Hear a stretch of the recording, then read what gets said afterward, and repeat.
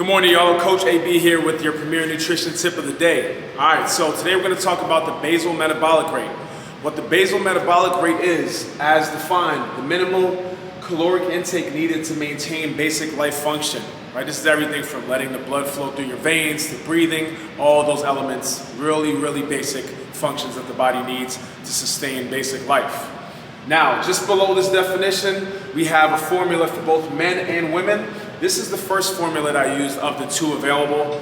The difference between the two is about a 5% change. So if you're really serious about the details, you can weigh out both equations and create a range of your calories that you'll need based on that to maintain and to find your BMR. If you're not that interested in it, the extra 5%, then again, this formula will serve you just right. So here, on the left we have the men, right on the right we have the women. This is not a post about math, right? So hopefully, quick reminder, everybody remember your Aunt Sally. Boom, boom, boom. We're gonna solve the parentheses first and then add everything or subtract everything together, however the formulas are set up. Okay, so I'm gonna do a quick run through of the male formula if you're unable to see the plus and minus. So we have 66.47 plus 6.24 times your weight in pounds, plus 12.7 times your height in inches, minus 6.755 times your age. All right. For women, 655.1 plus 4.35 times body weight in pounds, plus 4.7 times your height in inches, minus 4.7 times your age. Okay. So again, that was a quick run through of the formula. Feel free to pause or rewind the video as needed if you missed any numbers or signs, any plus or minus signs. Okay. Now, again, going back to the definition quickly, the minimal amount of calories needed to maintain basic life function. The BMR is super important. Your basal metabolic rate is super important. If you have that all out of whack, you will lead yourself into a downward spiral of not really achieving your goals, those physique goals, those body recomposition goals, okay?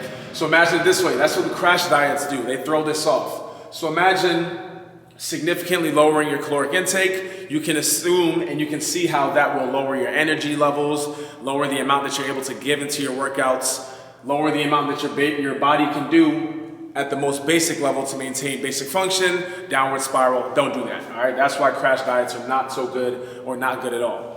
Lastly, we have different ranges of activity and how you'll calculate your BMR based on that. So all the way from sedentary to lightly active, all the way to super active.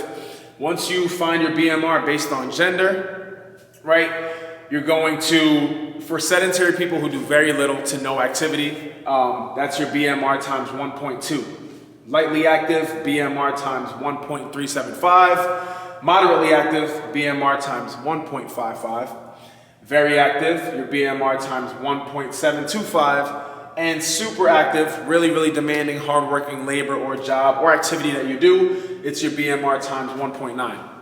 It goes without say that the more active you are, the more energy output that you put yourself through and that you experience, your BMR is going to be higher, right? Because your body will need more calories, more energy, right, in order to maintain that basic life function.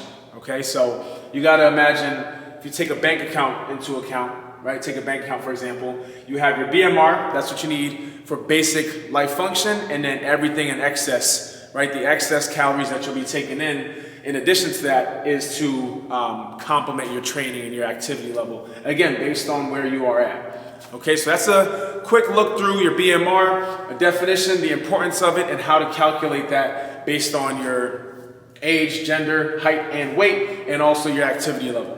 I hope you guys enjoyed. Of course, if any comments, drop them below. More videos coming.